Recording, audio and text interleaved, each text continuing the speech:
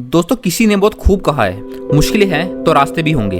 एक शाम दिल्ली की भीड़ भाड़ वाली सड़क पर नेहा, एक 32 वर्षीय सिंगल माँ, काम से घर लौट रही थी। वो एक मिडिल क्लास महिला थी जो कि अपने बेटे आर्यन के भविष्य के लिए संघर्ष कर रही थी। नेहा के चेहरे पर थकान साफ झलक रही थी, लेकिन उसकी आंखों में अपने बेटे के लिए सपने और आशाएं अब भी जीवित थी। घर पहुंचते ही नेहा ने आर्यन को देखा, जो अपने कमरे में किताबों से घिरा हुआ था। उसका चेहरा चिंता से भरा था। माँ, मैं ये सवाल हल नहीं कर पा रहा हूँ, आर्यन ने घबराते हुए कहा। नेहा ने उसके पास बैठकर उसे समझाने की कोशिश करी, लेकिन आर्यन की पढ़ाई में बढ़ती दिक्कतें और उसकी चिंता ने नेहा को अंदर से परेशान कर दिया था।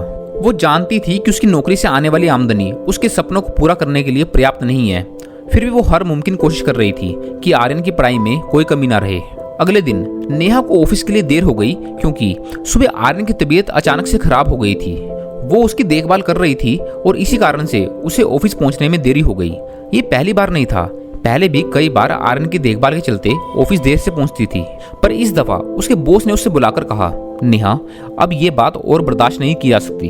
तुम्हारे बार बार देर से आने की वजह से बाकी एम्प्लॉइज पर भी असर पड़ रहा है। बेहतर है तुम यहाँ से रिजाइन कर दो। नेहा के पैरों तले जमीन खिसक गई। उसकी नौकरी का अंतिम दिन आ चुका था। आर्यन की देखभाल के चलते उसकी नौकरी भी छिन गई थी। इस अचानक से आई विपत्ति ने नेहा को तोड़कर रख दिया था। वो जानती थी कि अब उसे अपने बेटे के भविष्य के लिए कुछ और करना पड़ेगा। वहीं दूसरी ओर एक प्रसिद्ध लेखक सौरभ अपने नए उपन्यास के लिए प्रेरणा की तलाश कर रहे थे। वो जीवन के असली संघर्षों से दूर अपनी कहानियों में खोया हुआ था। अब उसकी कहानियां उसके रीडर्स को वो गहराई नहीं दे पा रही थी जो पहले देती थी। सौरभ समझ नहीं पा रहा था कि उसके साथ ऐसा क्यों हो रहा है। एक दिन नेहा और सौरभ की शुरुआत एक कॉफी शॉप पर हुई। नेहा अपने बेटे की पढ़ाई के लिए एक ट्यूशन टीचर की तलाश में थी, जबकि सौरभ वहां अपने उपन्यास के लिए कुछ विचार संजोने आया था। नेहा ने सौरभ को अपनी स्थिति के बारे में बताया और सौरभ ने उसके संघर्ष को सुना। सौरभ ने नेहा से कहा, तुम्हारी कहानी मेरी नई कहानी की किताब का आधार हो सकती है। नेहा पहले तो संकोच में थी, लेकिन फिर उसने सोचा कि ये मौका हो सकता है अपने संघर्षों को दुनिया के सामने लाने का। अब उन दोनों ने साथ में काम करने का फैसला किया। नेहा की सच्चाई और संघर्ष और सौरभ की लेखनी से मिलकर एक ऐसी कहानी रची जिसने सबको प्रभावित कर दिया। सौरभ ने अपनी किताब में नेहा के संघर्ष, उसकी मां के रूप में जद्दोजहद और उसकी नौकरी खोने के पीड़ा को उभारा। कहानी की पब्लिकेशन के बाद न केवल सौरभ की लेखनी को जीवन मिला, बल्कि नेहा को भी एक नई पहचान मिली।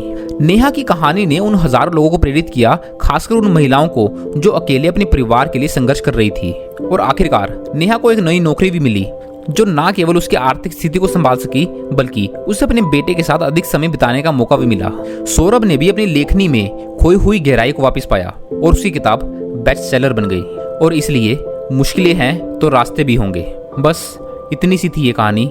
मिलते हैं अगली कहानी में। धन्यवाद।